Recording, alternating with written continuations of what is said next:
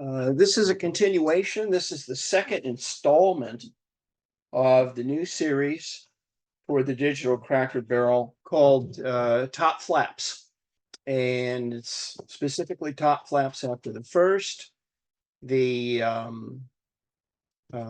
meaning first flaps don't apply. And I'm just sort of taking a cruise with everybody through what I remember to be and learned over the years to be the collectible issues, OA issues, flap issues specifically, between the 50s and 70s. And there, of course, we have first flaps and we have good references for that. And we have WOB references and we have Blue Book and we have Patchfall. We have all that stuff, but we've never really sat down and taken a look at this particular subgroup of collecting. And so I'm having fun doing it, and we'll get right into it here. I'm Jeff Morley, for those that don't know me. We'll take a quick cruise through a few things to get started. We talked about this last time, but I think it's worth repeating for every one of these top flap presentations, because we have new people on the call all the time. And so here's the rules. They're arbitrary rules. No one, this is not a democratic process. This is just me brainstorming about how to set this thing up. So no first flaps are allowed in this set. Only flaps issued from 1950 through 79 qualify to be in this group. Regular issues, chapter flaps, though, and event flaps all may qualify. I do want to share with you that for the most part, this list does not and won't really dive too deep into varieties. Sometimes there'll be discussions of varieties, as we'll see even tonight on a few different things. But mostly we're trying to figure out what are the main issues and how do they stack up against each other. We use Blue Book cataloging numbering system. I like to say for better or worse. There may be better listings out for individual lodges, but this is Blue Book still remains, and their cataloging system still remains the primary national listing and how we communicate for OA patches. Here's my disclaimer: the listing is subjective, and it's my opinions of having collected these patches not once but twice, starting in 1966 through about 1998, and then starting all over again in 2011. It's a reliable list, but it's not perfect, and that's why we have the challenge. It's kind of cool to get challenges and other people's opinions about things that are missed. We're using the first flaps rating system.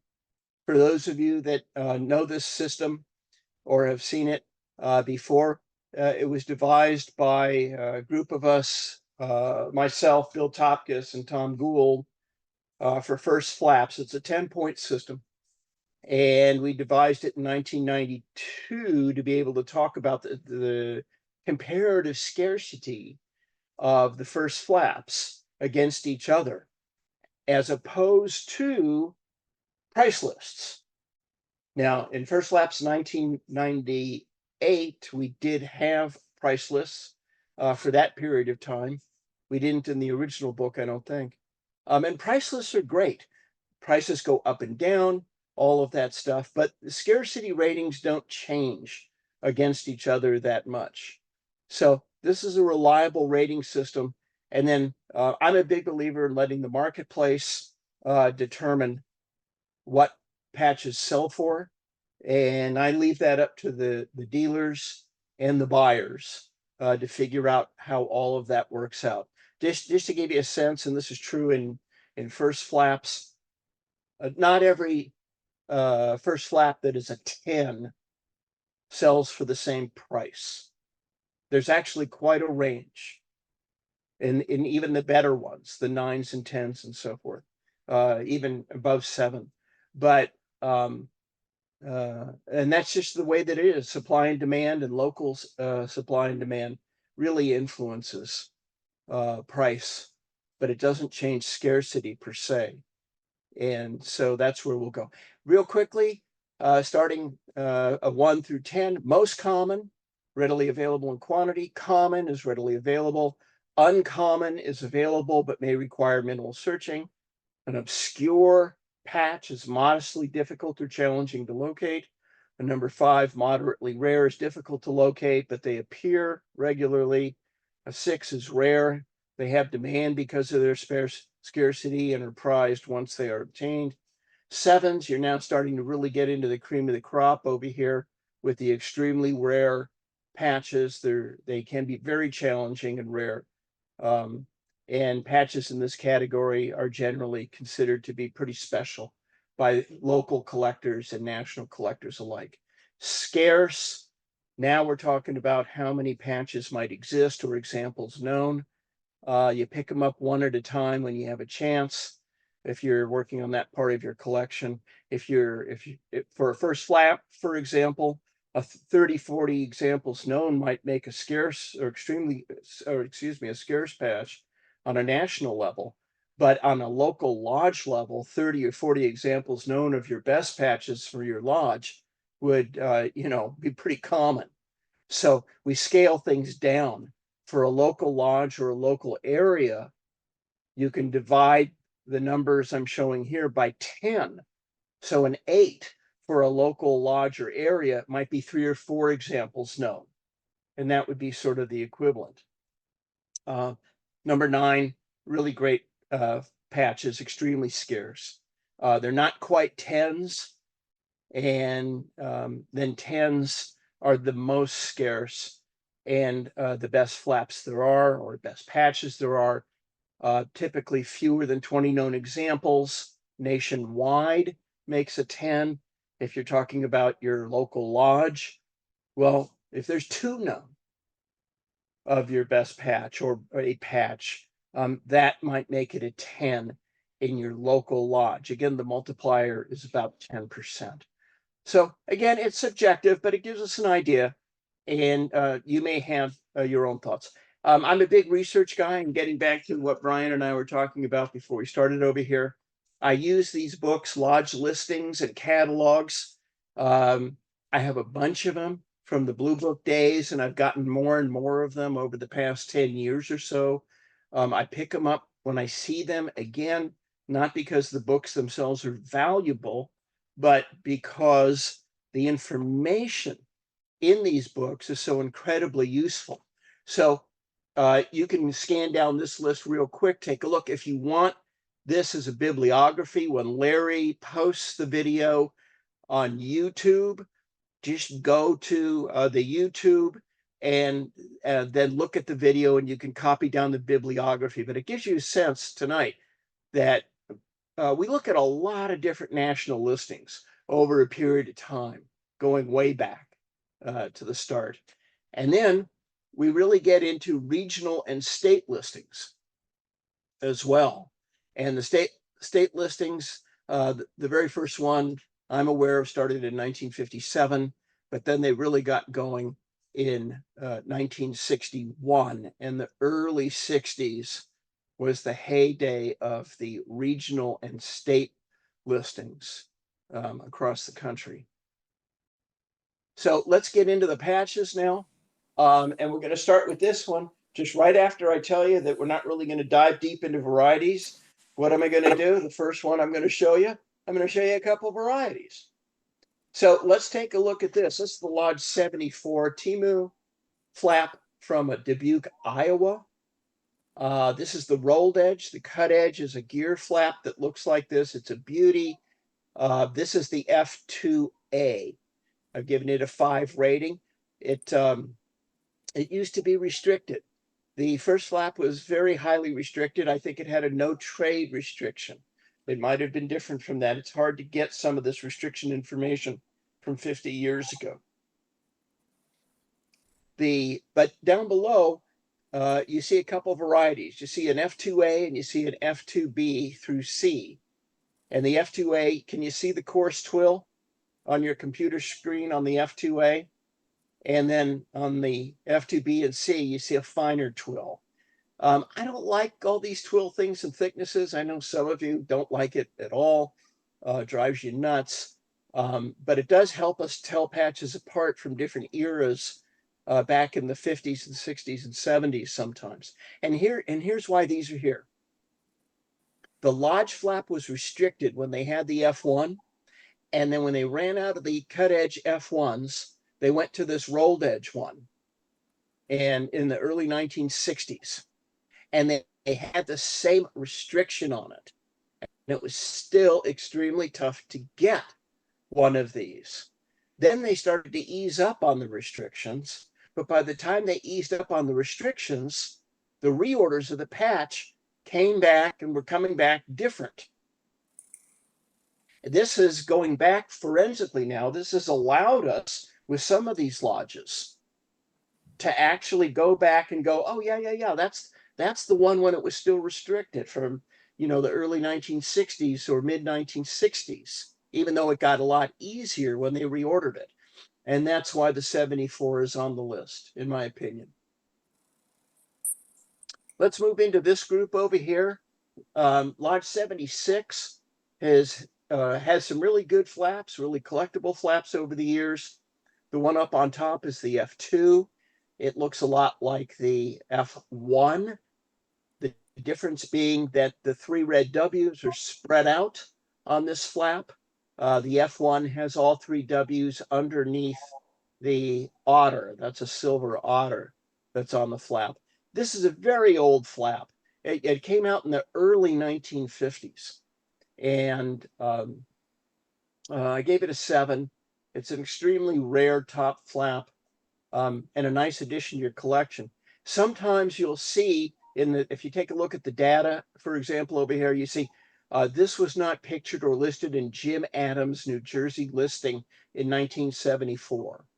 So a fellow collector 50 years ago this year, Jim Adams, he was a New Jersey collector, and he put out a New Jersey and the rest of Region 2, which was Puerto Rico and Virgin Islands, I think.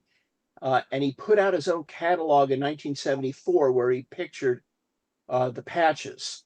And he had a really good collection. And he didn't have this one. So that's the kind of information that you can pull out of some of these old catalogs and books about who the top collectors were that were writing some of these state listings and what they were aware of and what they had and what they didn't. Down below is the F3. It's another nice flap. It comes 2 ways. It comes on twill and it comes on no twill. It was pictured in the 1954 OA handbook, the one that announced that flat patches were going to be the way it was going to go for Order of the Arrow insignia. That's how old this thing is. It's 70 years old this year. And it gets a 5. It's not as good as the one above it. And then just a little bit off from that is the white twill gear flap. That one gets a 4. It's from right around 1960. And there's a couple minor varieties of it. Now, as a trivia fact, and maybe this will be on the Kahoot game coming up, that this design and flap is the only flap I am aware of that was made by Gear, Moritz, and Lion Brothers. They all had their version of this design.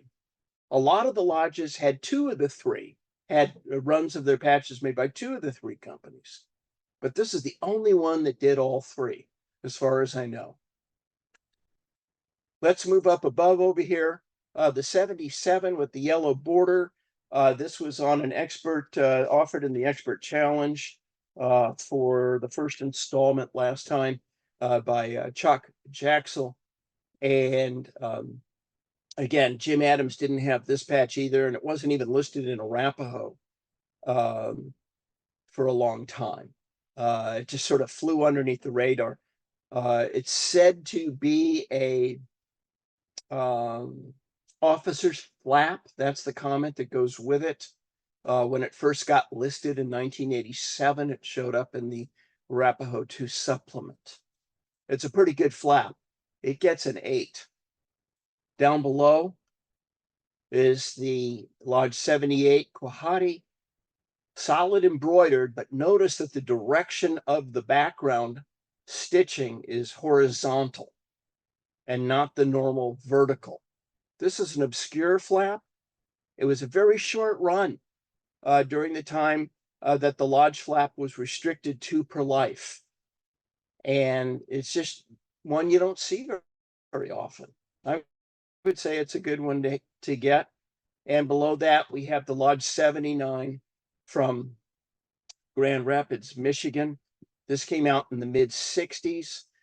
Lodge 79 was one of those lodges that didn't have a flat patch until after 1960. They had odd shapes. It's a pretty good flap.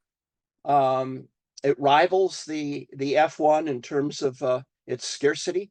And this one in particular does not have a number.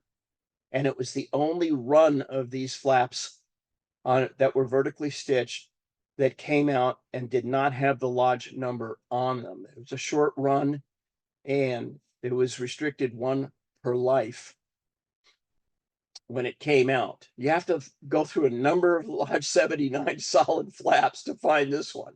You know, you'll go through 10, 15, 20 of these before you run across one of the ones with no number, but it's still kind of a sleeper because the guys out there, patch collectors, flap collectors, they're not too familiar with this. And this one flies under the radar and shows up at the Trade-O-Rees, and no one quite knows what to do with it, really. Let's move on to the Lodge 80 from Burlington, Iowa. Again, a 1960s flap. This is a rolled edge version of their first flap. First flap looks pretty much just like this, except it has a cut edge. And then below that, we have Lodge 81 Manasseh. They've had a couple of really good flaps. Their first flap is pretty good. This one in the middle here is the S2. It has a blue sky versus a pale blue sky. The pale blue sky is the first one. This is the second run. And it was the Lodge's restricted flap. They simultaneously had a trading flap. And some of the lodges back in the day, they'd have a restricted flap, and then they would have a trading flap. And this was the restricted one for Lodge 81. The flap below it, the S3, this one's kind of this is a monster. This is a really, really good flap. It was a single run, very tough. I don't know what the restriction was on this, but they just did not get around. It's the best flap from the Lodge. It's better than the first flap. And you can tell this one if you're watching your screen. I'll go to the arrow. Take a look at the lines on the buffalo's back. And a lot of times this is called the jagged lines 81. It's a Lion Brothers shaped flap. Moving right along, we start off with something from New England. For our New England friends, the Lodge 83 F2. They had a nice cut edge F, which is their first flap. Their second flap was this one. It came out in 1963 or 64. It's not the world's toughest flap to get, but it's only a 4. It's obscure, but it's very popular. Collectors like this flap, whether they be New England collectors or even around the country. National collectors have liked this flap to put into their collection. There's just something about it that people like. Down below that is the Lodge 84 Wakanta.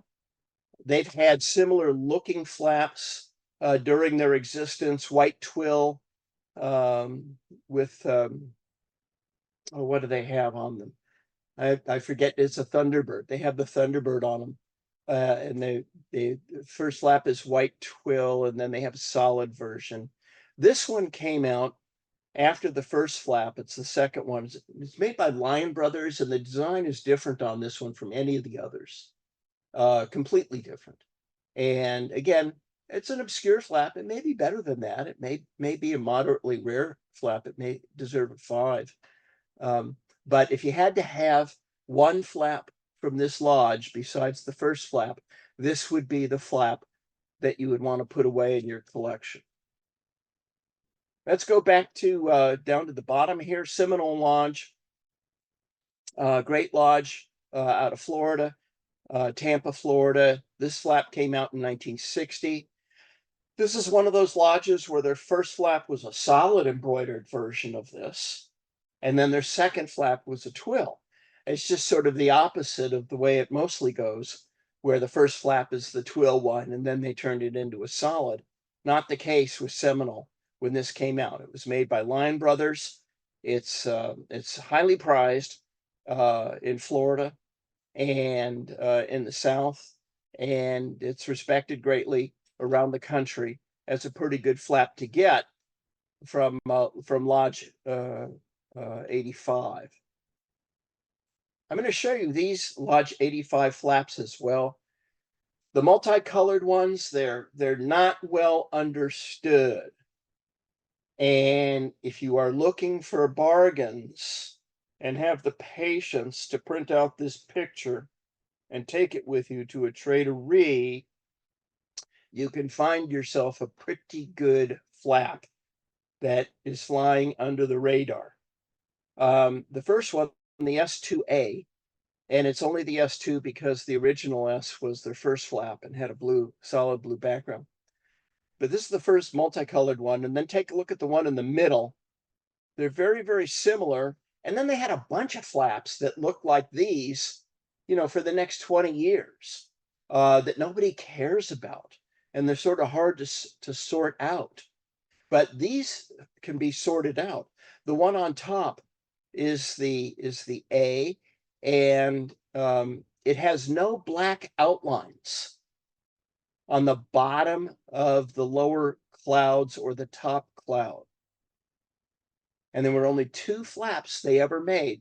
The first 2 versions, first 2 runs of these way back when, over 60 years ago, that were like that. And so check this one out. The arrows on the right-hand side are showing how the green is blended in to the dark green. You see how there's the 2 colors kind of blend together with the threads? That is the first one of these. I'm going to use my arrow on the screen here. Right up over here, for those of you that aren't familiar with this is supposed to be the sun. This is a sunset and over the Gulf of Mexico. And this sunset is horizontally stitched. And in the first one, in the S2A, the color of orange is darker than the orange in the sky. Not quite red. It's a dark orange. They had an extra color in the first one. When they reran this, they changed that and they used the orange for the sky. And the big difference between these 2 flaps, the middle one and the top one, is that where the green meets the dark green on the right-hand side, it's not blended in together. You got 2 basically color bands here. You still don't have the black lines on the bottoms of the clouds. These are the only ones that are like that. This flap in the middle is not listed. I gave it an S2A 0.5, which is just to be able to call it something. And that's silly when you start doing 0.5s on varieties. I admit it. So, but I wanted to be able to tell these flaps apart. You can find these around, and when you do, they are typically very low priced. But the patch was restricted, and it had a 1 per year restriction on it but the runs, the individual runs only lasted a year. And then they ran out of them. And so when you have a 1 per year flap and it only lasts a year, and then you reorder it and the reorder is slightly different, that makes the first one per life, effectively. And as good as the 85S1 is, the first flap, these two flaps, in my opinion, are better than the 85S1. Now, this one on the bottom, this is a Vigil flap that came out in the mid 1970s, and the red bordered one.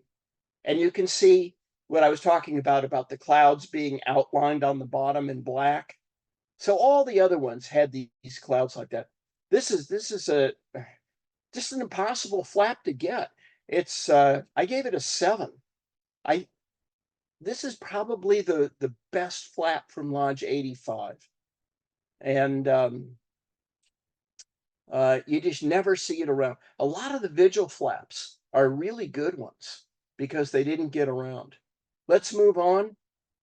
I've got the Lodge 88 from Ann Arbor, Michigan flap, the anniversary flap in there.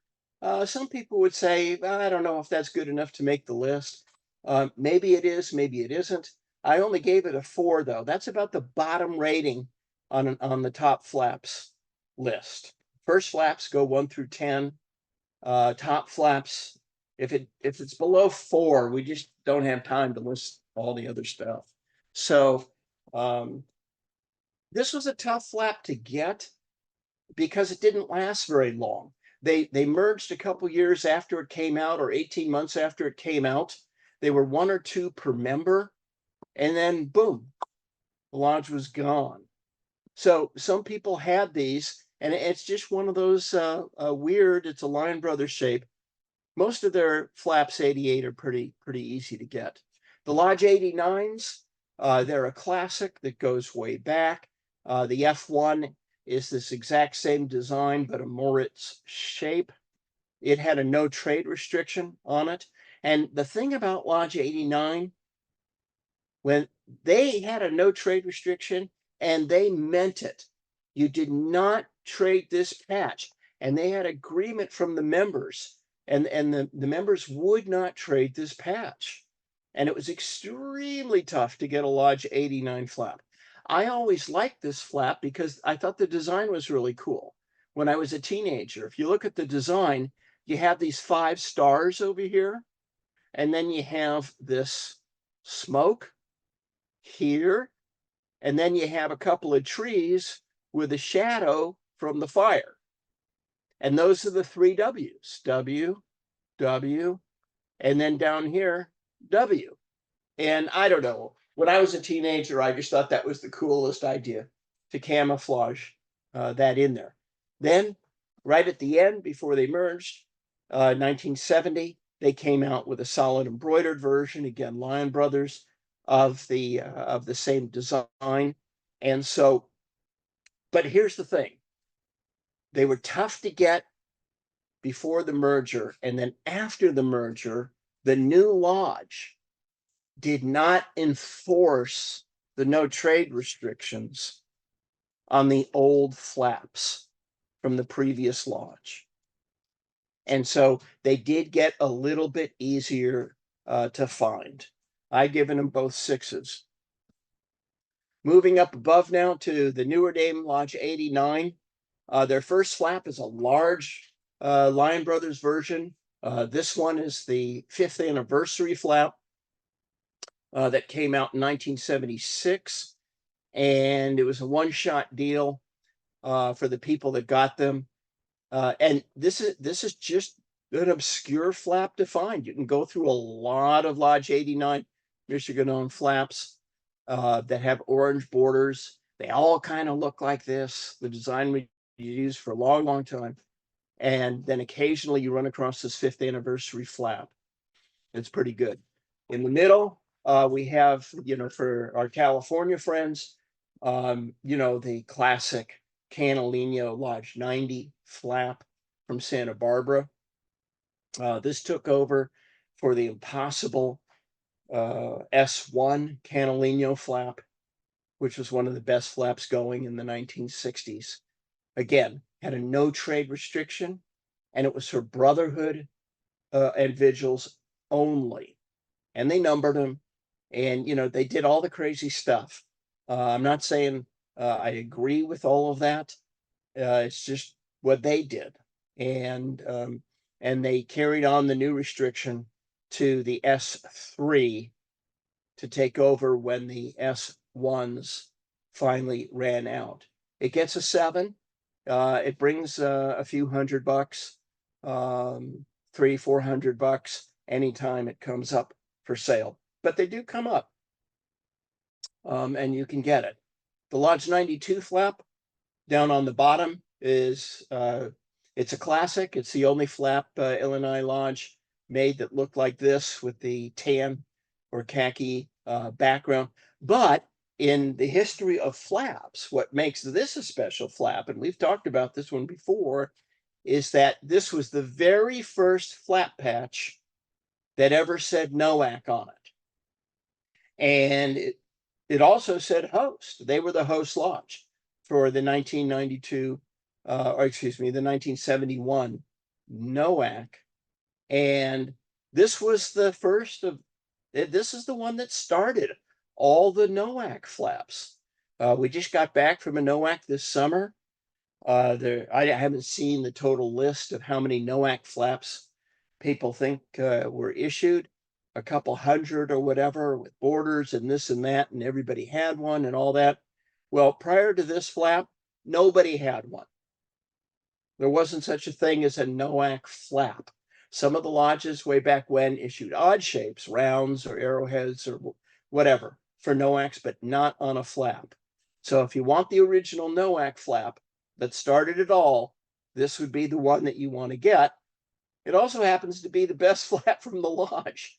It's much tougher to get than the first flap, and it's a rare top flap. Looking up above over here, the top two, these are the Lodge 94 Blackhawk flaps that everybody from Illinois and the Midwest like, and the national collectors like these flaps. They were restricted. The gold Mylar Moon was issued for the 35th anniversary, and the silver Mylar was issued for the 40th in 1971 and 1976, respectively. I'm not 100% sure how many were available. I've heard stories of 1 or 2 per member. It was a one-shot deal, and they do come up. I've given them 5s. They're moderately rare top flaps. But these are the flaps to have. They're much better than the first flap. These are the flaps to have from Lodge 94 in your top flap collection, if you want it. Down on the bottom is this is an interesting one you might not have heard about. Lodge 96, Tom Kitachara, was always an extremely difficult lodge number to get. And it was restricted 1 per life, up from mid-Wisconsin. And I don't know, they say they had a no trade restriction on them. I'm not sure that how well that was enforced, but they were difficult to find. And then when lodges started switching over to putting fleur-de-lis and BSA on their flaps in the mid-1970s, this was the first fleur-de-lis flap that Lodge 96 made. It had the same restriction, 1 per life, no trade, but these did not get around. I gave it a 6. It's a rare top flap, and its catalog number is S4.5, which indicates that in the first go around with the Blue Book listings, we didn't list it. There's a flap that looks like this, similar, that came after this one, the S5. It has straight sides. It's a little bit wider. It's basically the same design. And that one's common enough. But this one is not. We use the term sleeper in terms of a flap that you didn't realize, oh, really? That's a good one? Yeah, it is a good one. And it's a sleeper. Moving up above, Lodge 97 Choppa from Council Bluffs, Iowa. It came out in 1963. This is a Lion Brothers rolled edge. The first flap was a gear that looked like this, but it was gear shaped. And this isn't the world's most difficult flap to come by, but it's if you are a name collector, a national collector of different lodge names, you're going to want a Choppa flap, and that's been the case for the last 50 years. So it merged in 1965. That's going pretty far back there. I gave it a 5. It's a moderately rare flap. It'll cost around $100 these days. And this is one where the price may be going up. A lot of these flaps, the price may be going up when this information gets out to the different people collecting flaps and the dealers, when they actually see what some of these things are, and you start to see more people want them, and the prices start to go up. On the next one, the lodge, this is Lodge 99, and it's Tonkawa Lodge, and their first flap is extremely good. Very difficult to come by. Solid red background, white border, cut edge, vertically stitched. This one came out in 76, and for the bicentennial and American bicentennial, we would call it an event flap, but in today's world, it's just S7. And there is a fake. The fake looks pretty good. You have to really look closely to make sure you're not being taken advantage of. On the fake, it's a CD and not Swiss embroidered, and it's hard to tell apart unless you know what you're looking for. Down below at the bottom is a very popular flap that's done well over the years, the Lodge 100 from Missouri. And this is the second flap, the F2. The F1 looks just like this flap, except it does not have the Lodge number at the bottom. It's an extremely rare flap, the way the hobby treats it now. And it was only used for a year or two before they went to their first multicolored, solid embroidered flap. And that probably accounts a lot for its rareness.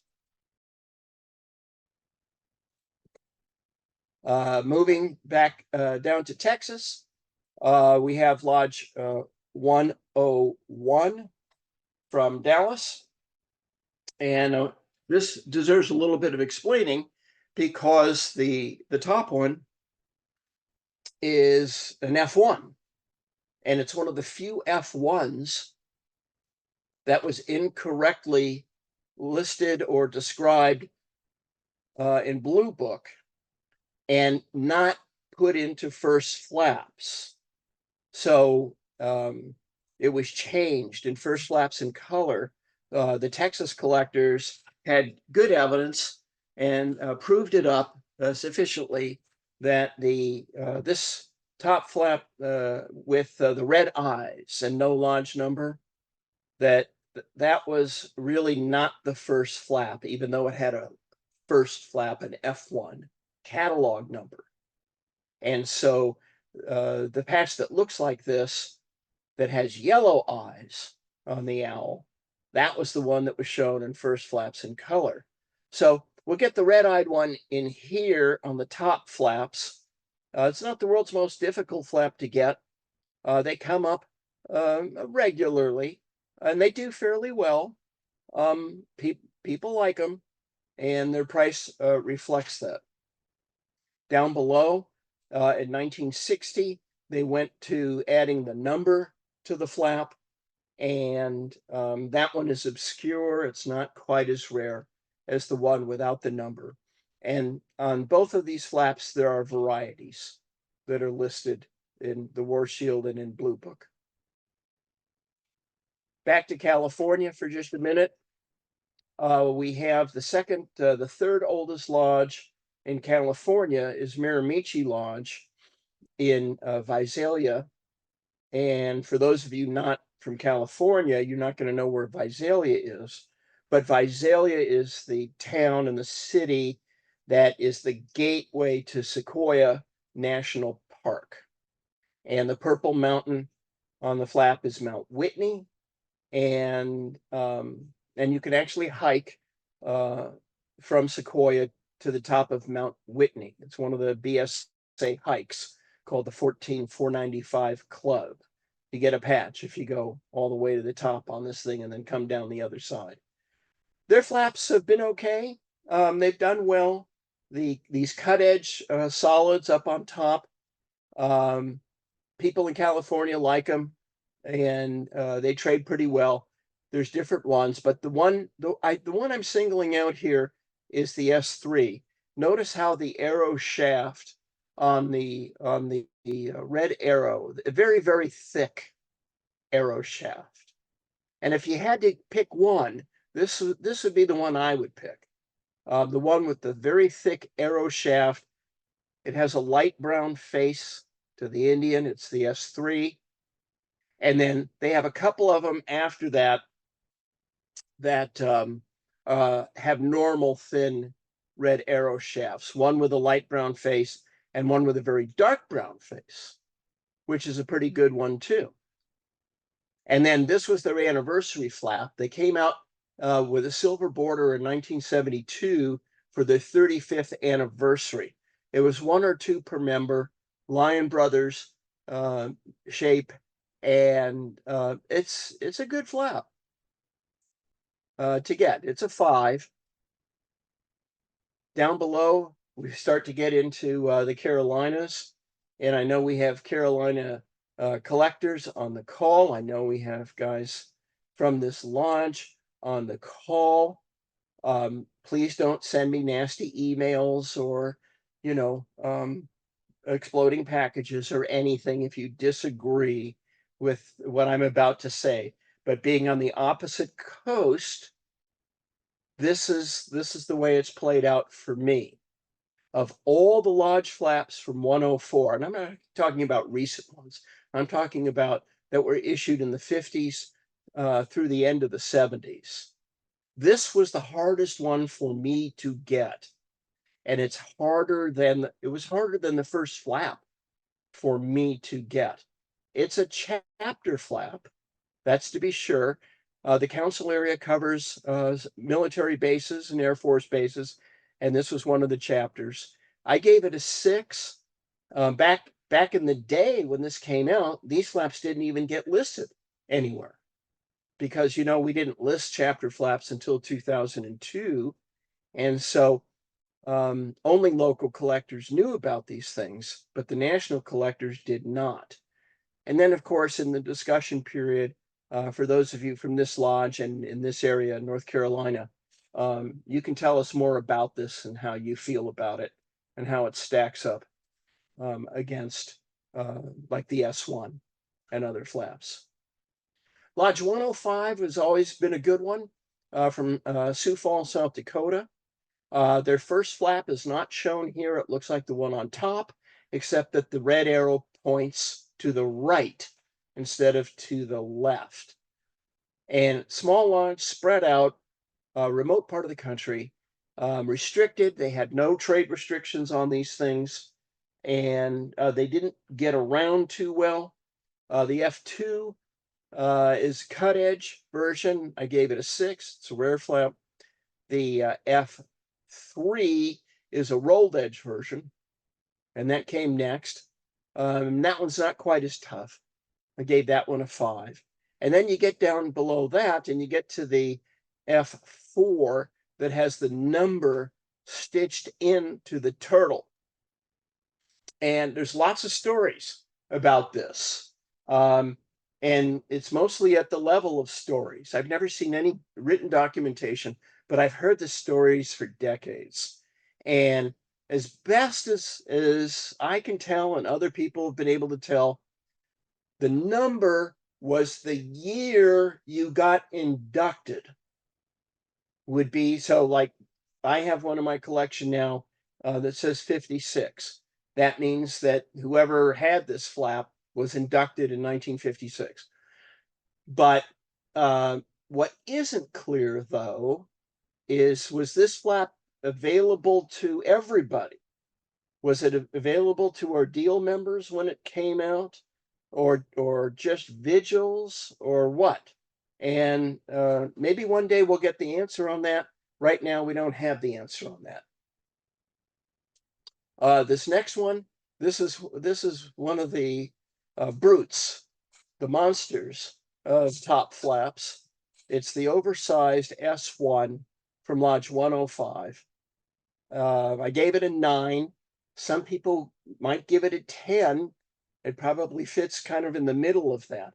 It was a very short run, and the patch was so large that on a single run, they couldn't get as many on the loom because the patch was taking up a lot of the square footage area of the bolt of material as they were embroidered. So it was, I don't know how many of these were actually made. It was a one run kind of a deal. That satisfied this particular lodge, which was always a small lodge, and they did not make it into the patch trading community at all in the beginning, and then they've slowly, some of them have come around. Next, we go to Lodge 106, Waipunit from Aurora, Illinois. They've maintained while they were in existence through 1968. They always had the same design flap. It's kind of a cool design, very striking in its simplicity. I've always liked it, and just the way the colors match up. On top, we see the F2. The F2 has a black lodge name, as do the solids below it. The F1, the first flap, has the lodge name in red, and otherwise it looks pretty much like the F2. It's a cut edge flap. It came out in 1959.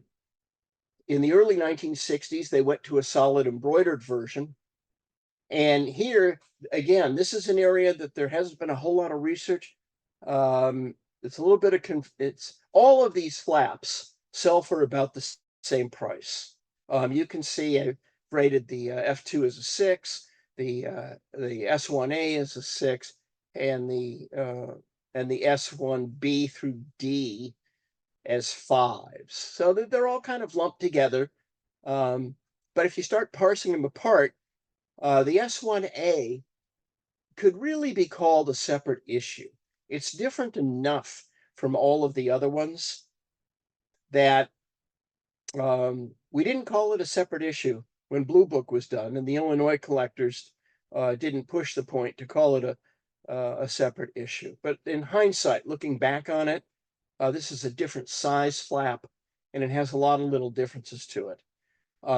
Down below, you see the S1B through D type. I've pictured the S1C because I think that's the least often seen of the varieties of the S's from Waipunit Lodge. This one has a dark green border to it. All the other Lodge 106 Waipunits have a bright green border.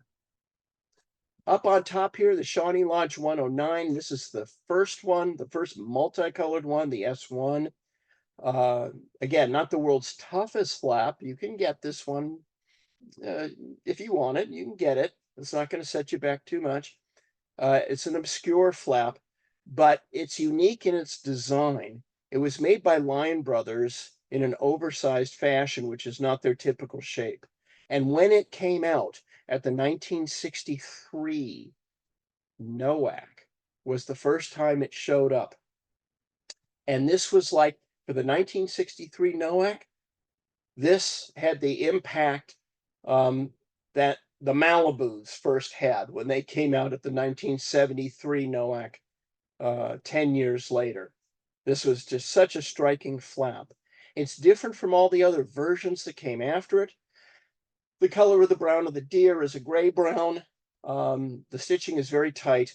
And if you look very closely at the green shrubbery in the back, you will see that the way that Lion Brothers did this was they made individual stitching of the grass all the way across.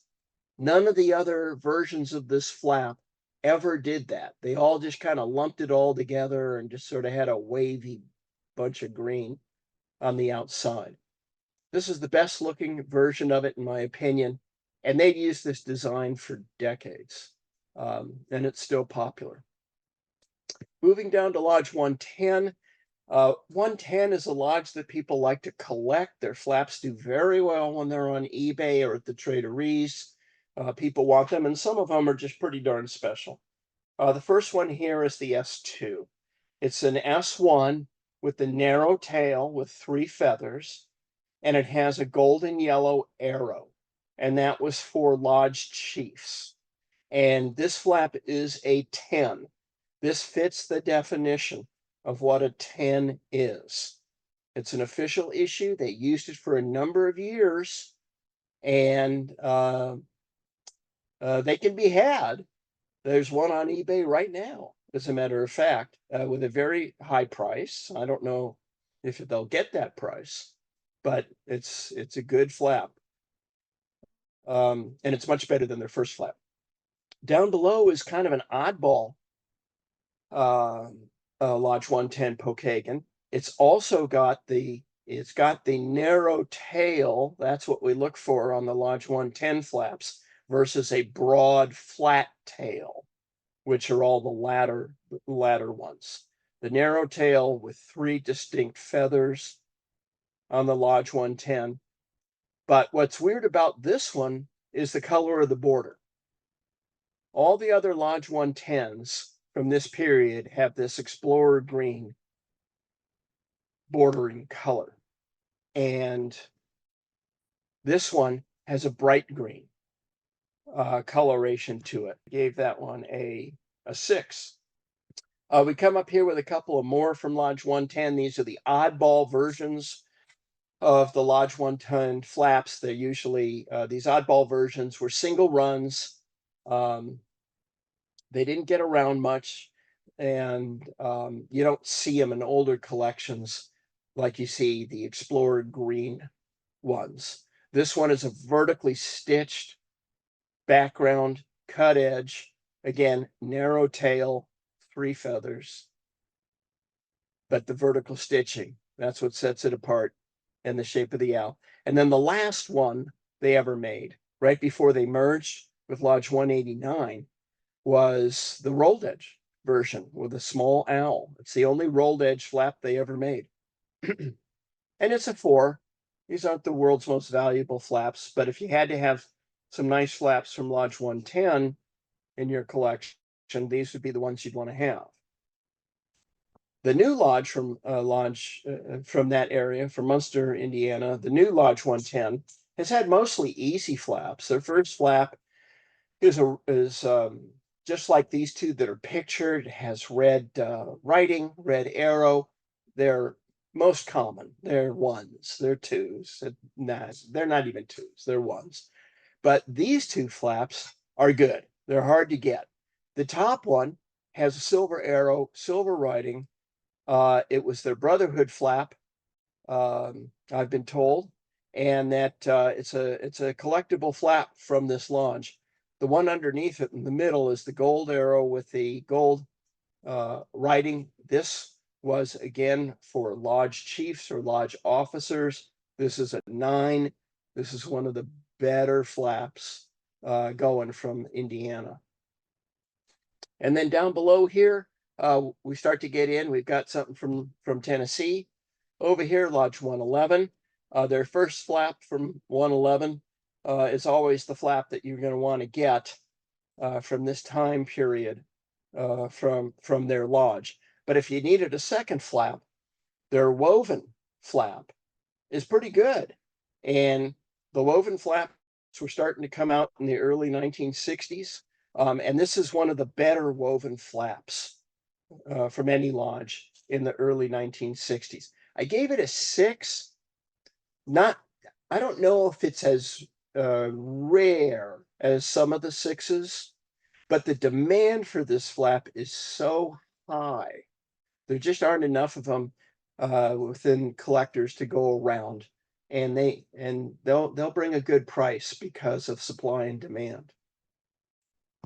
Moving back down to Texas, this is the Lodge 113 from Galveston, Texas. It's a unique design. It has their early X-shaped patch, the sunburst on the blue background. Looks just like this. Their wob issue looks like this center part of the flap.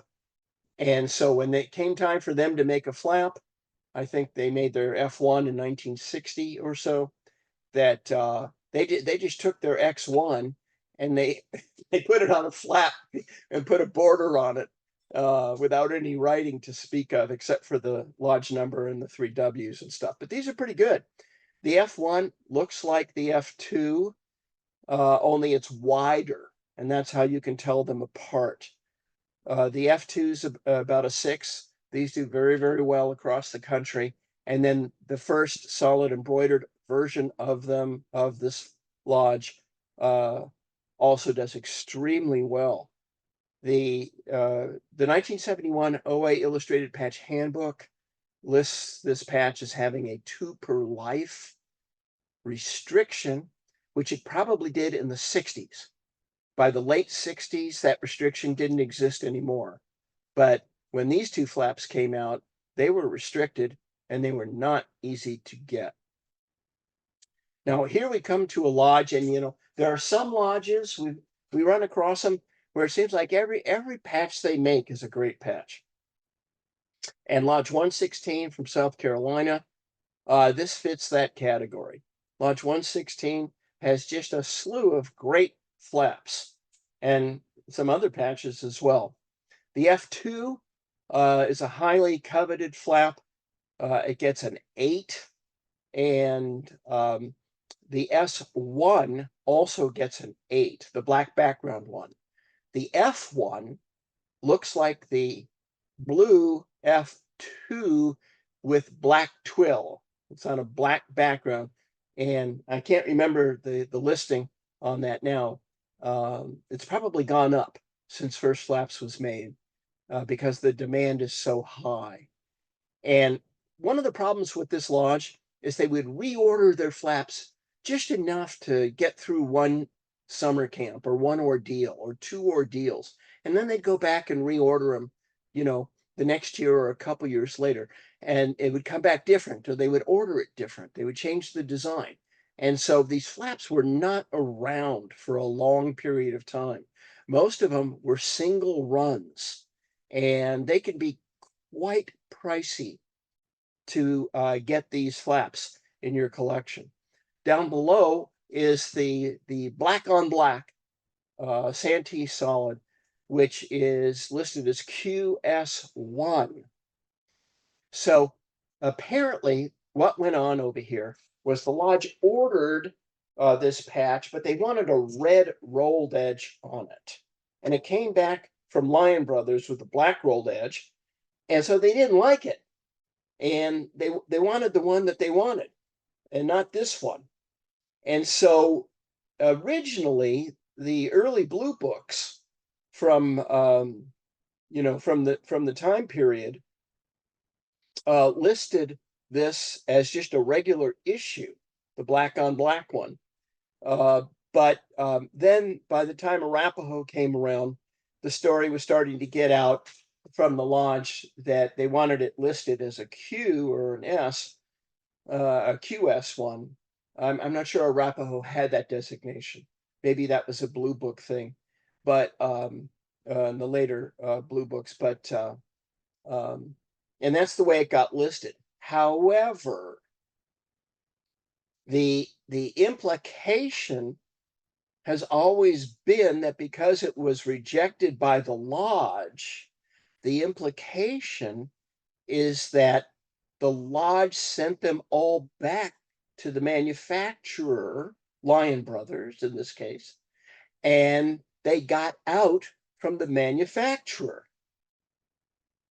Now, nobody actually ever said this or proved it up, but here's one that I can tell you from my own experience, because I traded for one of these at the 1969 NOAC.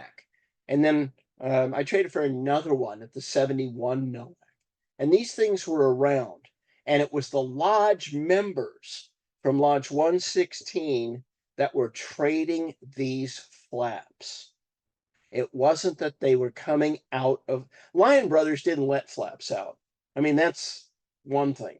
But they were coming from lodge members, and the lodge used this patch as a trading flap, it seemed to me. And then it turned out that it ended up being better than some of their other flaps and harder to get. And today, these things get a good price. I gave it a 6. Up above, in the mid-70s, they came out with a Brotherhood flap, which also gets a 6. You can see the design of that. And then in the middle, you see the Vigil flap. This one gets an 8. This one brings big bucks when it comes up. I don't know what the restriction exactly was. It might have been 1 per Vigil. Some of the people down there in South Carolina could probably fill this in a little bit for us, but these were always extremely tough to get, and they're still very, very tough to get. And then we get down to S7 down on the bottom, and S7 looks like an earlier flap, but it's not made by Lion Brothers, and this one has a fleur-de-lis on it. And this flap came out in the mid to late 1970s. I don't think it was meant to be rare of any type, but it was a short run, and they went to a different company. The normal flap was made by Lion Brothers, and they went to a different company. Maybe they were rushed for time, and Lion Brothers couldn't meet their schedule. And so it came back, and the other company, of course, has a different look to it, different shape, different everything. And then these got spread around, as I like to say, spread into the winds, and they just disappeared. I mean, and so they never even got listed for another 15 years or so after it came out. This is just one of these squirrely issues that just came out in the middle of nowhere, and no one was paying attention. Maybe the lodge members knew this, but the national collectors, it wasn't being listed in the national collections. Lodge members didn't know. Let's go back to North Carolina for a moment. We have some great flaps, top flaps from Lodge 117, including one of the best. These are the twill versions of the multicolored early flap. They were all made by Lion Brothers. The F2 is the dark blue one. Gave that a 5. These did have a restriction on them. I haven't been able to track down exactly what that restriction was exactly. That may have changed. You know, sometimes these restrictions, they start out with a 1 per life restriction. Then 2 years later, now it's a 2 per life restriction. You know, then 3 years later, if they're still using the same flap, now it's 1 per year. So restrictions are a moving target. Let me just say that. And that's why it's hard to pin some of these things down. The light blue one in the middle, light blue twill, notice the size of the deer. The deer, they call this the small deer, and the dark blue one has the same small deer. These are the same punch pattern, these two flaps, just on different colored twills. And then in the late 60s, then this thing came out on the bottom. And this is the light blue. It's almost on a no twill, and it's got the large deer, which happens to be the same size deer as the S1. And the S1 is fully embroidered. I've heard different stories about this flap. It's very rare. It's one of the best. But it just did not get around, and it may have been a split run. And here's what I mean by a split run. A lot of the manufacturers, Lion Brothers included, they made you order a full run of 200, let's say, okay? But you could go to them and say, hey, listen, we need 200 of these as a solid embroidered flap. Use the same punch pattern that you did for the solid embroider. But tell you what, on 30 of them, don't load up the blue thread bobbins on the loom, and you'd get a split run. You'd get 170 of these, let's say if it was the solid embroidered, 170 of these, and you'd get 30 of these off the same loom. And there are other examples of Lion Brothers flaps that are like that. We'll get to them as time goes by and the episodes go by. That's kind of what I'm thinking happened here with this one, that they wanted a not fully embroidered flap for the ordeal members, and the solid embroidered flap was reserved. The original red bordered solid, the S1, was reserved for Brotherhood and Vigil. Again, back in North Carolina, Winston-Salem, the 118, they've had the same, more or less the same design flap for a long time. Back in those days, they were almost always made by Lion Brothers. And then in 1968 or so, this version of their flap came out that was not made by Lion Brothers. It's smaller. The embroidery is not as good on it. The bordering is not quite as good. And this, again, is what I call an in-betweener. It was a short run. Maybe they needed some flaps quick for their scouts going to the 69 Jamboree. Or maybe the lodge needed some flaps quick for their contingent going to the NOAC. Remember, there were no NOAC flaps back in 1969. So the lodge had to make sure that its delegation had flaps to take back, their own lodge flaps. And so this went off to a different company, and it came back different, and there weren't a whole lot of them made, and they disappeared. They just disappeared. And I give this one a 6. Of all of the flaps that look like this from Lodge 118, in my opinion, this one's in a league by itself. Let's go to the Lodge 119. Lodge 119 had a very nice design, and they used it for years and years and years. They started with their first flap, which is the flap we're looking at here, but not fully embroidered. The first flap is twill, and then they used just the twill for a long time, and then for about 5 years. And then in 1965, about 5 years after the first flap came out, they decided that they wanted a restricted flap, and that they would use the twill flap as the trading patch, and then they would have a solid embroidered restricted flap. And they got one run of these made. This is the S1. And when it came time to reorder, they had made some changes already. And you can tell the S1 from the S2, because the S2 has horizontally stitched green grass and some other changes. And then after that, they had fleur-de-lis on them. This one, the S1, is a legitimate good flap. It's rare. Going on to the Lodge 120 from Nikon Shimoka, St. Charles, Illinois. These do pretty well. People collect these as a lodge name. This is a lodge that merged, and it wasn't around for a long period of time, the lodge. And so this is one of the flaps, one of the 2 flaps that you can get from this lodge name. This is the one with the rolled edge, and this was the first one. The predecessor lodge is Chief Shabbanon, or Chief Shabona, however you want to pronounce that. They had a couple of gear flaps. They looked the same, and the council name and the lodge name were the same. How convenient. And they also had a shoulder patch, a very early CSP that looks just like these 2 flaps, only it's for the shoulder, which was a council patch. And these are very popular. They do quite well when they come up on eBay, and they're good representatives. The first flap is still better. That's the Wob, and it's a very old flap, that first one. But these are pretty good. Then we get to Lodge 123. That's our next to last lodge over here that we're going to talk about tonight.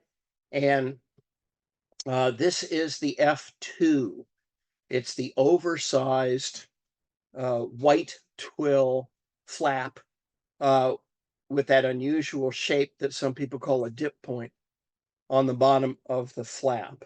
It's obscure, it's a 4, but Lodge 123 flaps, they made many Fs after this one, cut edge Fs. They were all smaller in size. You've probably seen some of them. They are common.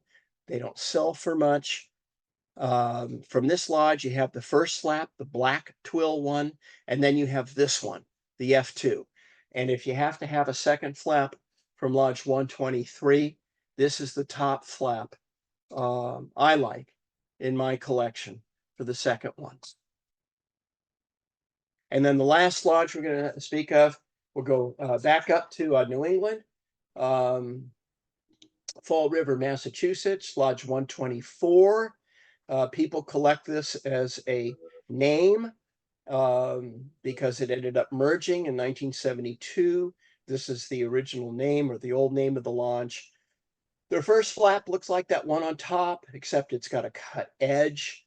And it's not the world's greatest or rarest flap. It does okay.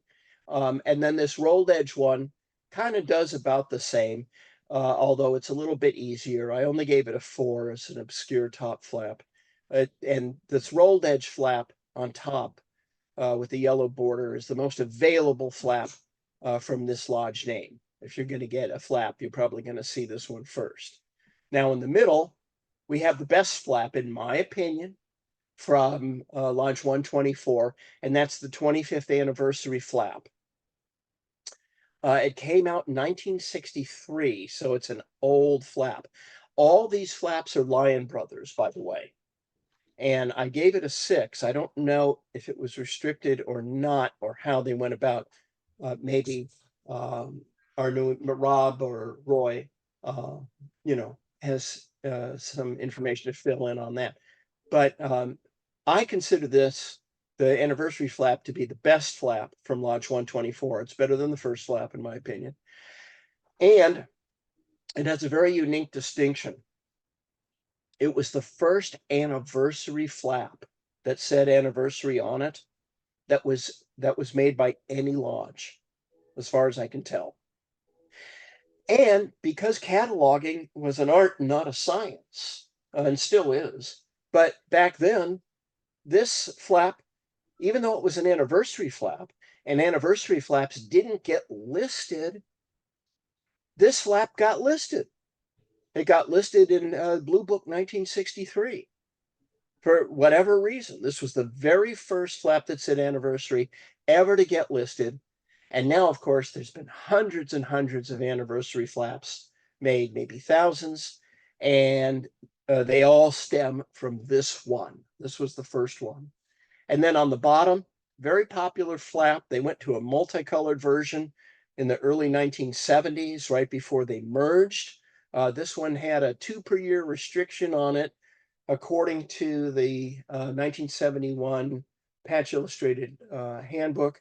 And because it was only issued for 2 years, or a year and a half, or whatever, a 2 per year restriction kind of turned into a 2 or 3 or 4 per life restriction because it wasn't around.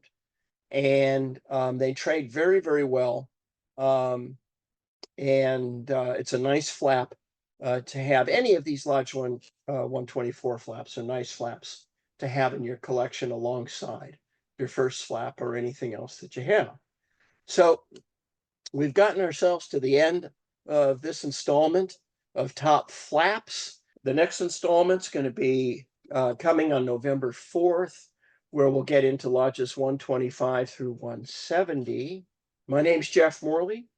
You have been watching Patch Tales Unknown.